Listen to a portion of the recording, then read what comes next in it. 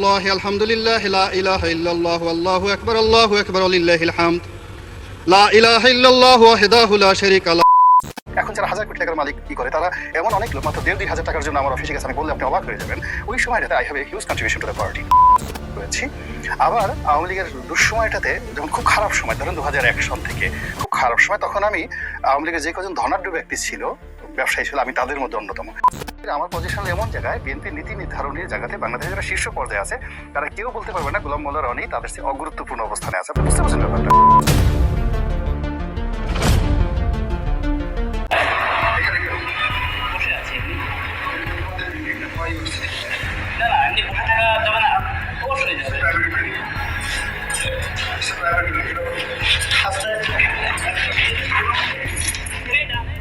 সাংবাদিক নির্যাতন এবং হত্যা চেষ্টা মামলায় বিতর্কিত সংসদ সদস্য গোলাম মাওলা রনিকে গ্রেপ্তার করেছে গোয়েন্দা পুলিশ।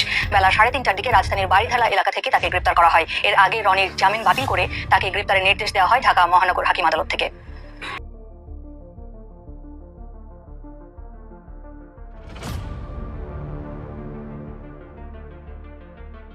বিএনপি যদি বিপদে পড়ছে, এরকম বিপদে যদি আওয়ামী লীগ কখনো পড়ে, আর আমি যদি বিএনপির মন্ত্রীও থাকি এবং আওয়ামী লীগের যদি প্রয়োজন মনে করে, তাহলে সেই মন্ত্রিত্ব ছেড়ে দিয়ে হলো আওয়ামী লীগের হাল ধরো। আওয়ামী লীগকে তো সবসময় মিস করি, মৃত্যু পর্যন্ত মিস করতে থাকবো। এর কারণ হলো আমার রাজনীতির শুরুটাই দল।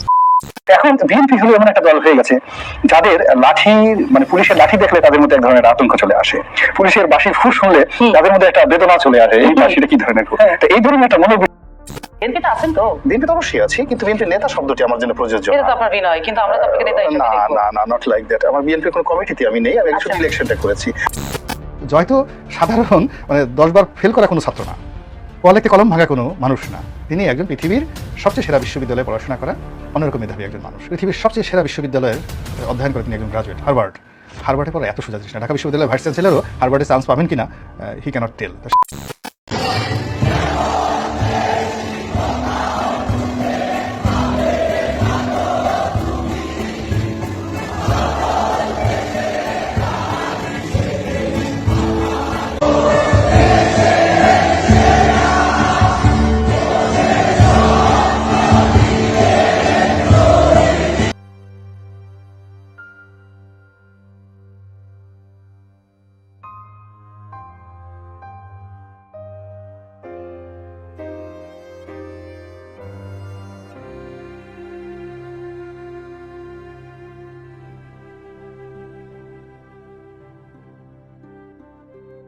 উপরেও ছিলেন ডক্টর মোহাম্মদ ইউনূস। তাতে 1/11-এর একটা লেটেস্ট ভার্সন, এটাকে আপনি ডিজিটাল ভার্সন বলতে পারেন।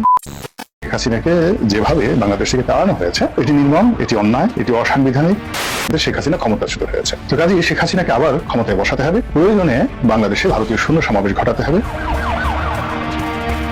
শেখ হাসিনাকে ক্ষমতায় বসানোর জন্য যা করা দরকার সবকিছু করতে হবে, এবং দরকার হলে বাংলাদেশকে অধিকার করতে হবে, কাশ্মীর বানিয়ে ফেলতে হবে।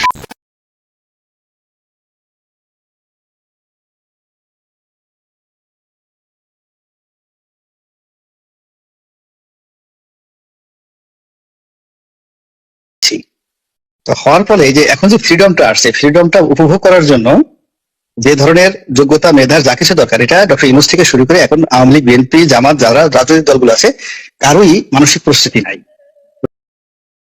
ডক্টর ইউনূস সম্পর্কে ডাইরেক্ট সরাসরি বলতেছে যে হি ইজ ইন রং, ভুল কাজ করতেছে, যে কাজগুলো করতেছে একটা কাজের সঠিক হচ্ছে না তার, সে বিপদে পড়বে। এখন এই কথাগুলো এই সময়টাতে আমি যদি না বলে তারে বলি যে সে 100% রাইট, তাহলে আপনি তো তাকে গুকরা সাহেবের খাপড়ার মধ্যে বলে দিলেন।